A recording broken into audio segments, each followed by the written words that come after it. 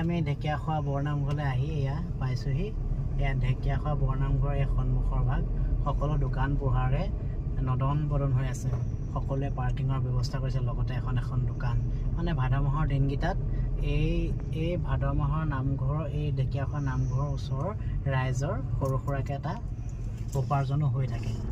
গতিকে সকলোৱে পাৰ্কিঙৰ ব্যৱস্থা কৰে, লগতে দোকান এখনো খুলি দিয়ে।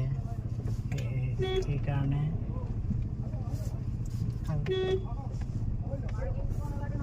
আগলৈ যাম। এয়া এজন দাদাই খুব পইচা সোমাই যাওক বুলি মই আগলৈ লৈ আহিছোঁ। আগলৈ লৈ এইফালে থ'লে সুবিধা হয়, বৰ আঁতৰলৈ নিবলৈ মন নাযায়। সেইকাৰণে একেবাৰে নামঘৰৰ ওচৰটো ওলাইছোঁ। এয়া মানুহে আজি নধৰা হৈছে।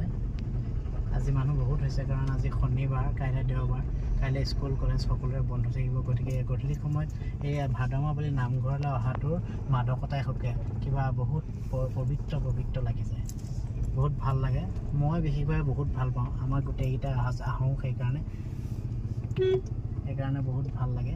নামঘৰলৈ অহা মানে মনটো বহুত নামঘৰ ভিতৰত। আজি আমি গজৰাজ এজনকো লগ পাইছোঁ। এয়া গজৰাজ এজনো আছে। কৃষ্ণ গজৰাজ কৃপা কৰিব।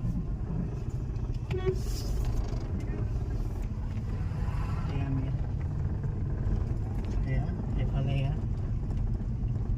দোকান, মেলা নিচিনাকৈ দোকান বহুত বহাইছে। মই একেবাৰে এইফালে ফিল্ড এখন আছে, সেইকাৰণে একেবাৰে লাষ্টত ফিল্ডখনতে মই পাৰ্কিং কৰোঁ। এইডোখৰত বৰ উৎপাত হয়, সেইকাৰণে মই আহি শেষত এই ফিল্ডতে মই পাৰ্কিঙত পাৰ্কিং কৰোঁ।